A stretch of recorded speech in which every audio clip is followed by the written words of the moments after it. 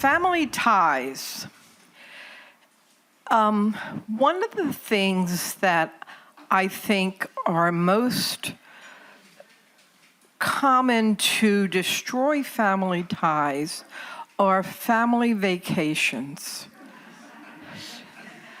When I was growing up, we really didn't take vacation. You just did what you did, the same every year, the same way. And my father drove for Trailways, a bus driver. And in 1967, he had a trip going to the Expo 67, the World's Fair in Ontario. And he took my brother and I with him. And we got to go to the World's Fair, and the only thing I really remember about that trip, actually there's two things. One was the Disney It's a Small World exhibit. And that's the first time I experienced it. When I go to Disney World, it's like, it's not supposed to be here. It's supposed to be someplace else. And the second thing was rum balls. Somehow they allowed us kids to eat rum balls. And I think that's why my favorite drink for quite a while was Captain Morgan and Coke because of the rum. But when my kids were growing up, we also didn't take a lot of vacations. We'd go camping as a family, or we would travel down to where my husband's family was in southwestern Virginia, and we'd stay at the family farm.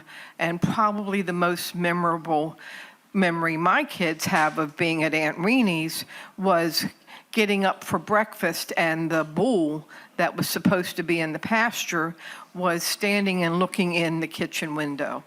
He'd sort of got loose and trying to figure out who was going to get him back into the pasture. But those were the kind of vacations that we had when my kids were growing up. I had 4 children, so you didn't necessarily go to a fancy resort or anything like that. You sort of kept it cool and calm. And now my kids are grown, and they think vacations need to be like over the top. And they have their own children, so they plan these big vacations. And one year, they decided that they were going to Williamsburg, my 3 daughters and their families. My oldest daughter, she and I travel a lot together. We know when to walk away and to not speak to each other and read a book. The others don't quite understand that you need space sometimes, but they were going to rent this big condo that had room for 3 or 4 families. And the next thing I know is my one daughter had invited one of her friends and her boyfriend and their 2 children to come. And so they decided that Michael and I, my oldest daughter, were going to sleep on the couch in the living room because they needed this room for the friend. Well, my daughter and I looked at each other and said, there's no way in hell we are staying in that house with that many people, and especially a family that we don't really know, and we know how over the top they can be. So we pulled out and we rented a room, a hotel in a resort in Williamsburg.